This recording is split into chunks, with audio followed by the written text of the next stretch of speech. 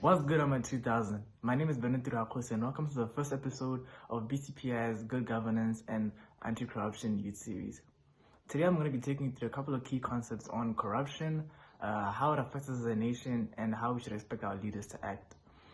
Some of us as kids were told by our parents to not eat sugar straight from the kitchen cabinet because first of all, it's unhealthy, and secondly, it's a waste of sugar. This is true because imagine if our father wanted to have some tea and he couldn't have tea because there was no sugar.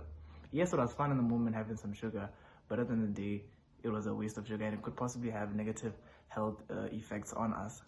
Now, let's take government officials and make them, you in this case, take government funds and resources and make them the sugar, and let's consider the country as a whole as our father in this case.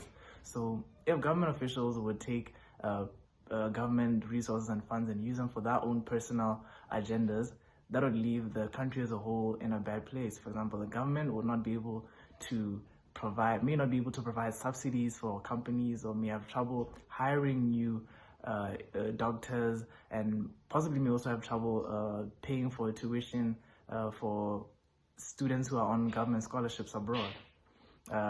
Let's look into some key definitions. What is corruption? Corruption refers to government officials or people in power acting in their own personal interests rather than in the public interests, and in doing so, performing illegally and unethically. We would expect our government officials to have integrity and be able to be accountable for their actions. What is integrity? Integrity refers to people or government officials being honest, being consistent, and adhering to certain moral and ethical standards. For example, if a government official was to steal government funds or resources or use them for his own personal agendas, and be able to pay off auditors to be able to fix the accounting information, this is considered highly unethical and is not an act of integrity.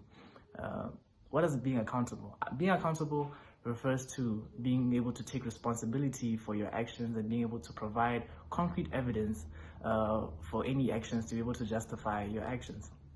For example, if BURS or Botswana Unified Revenue Service was to be able to see inexplicable movement of money, large sums of money into the government official's account, they should be able to justify why this is happening and how this is happening.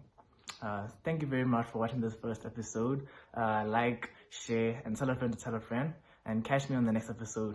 Thank you.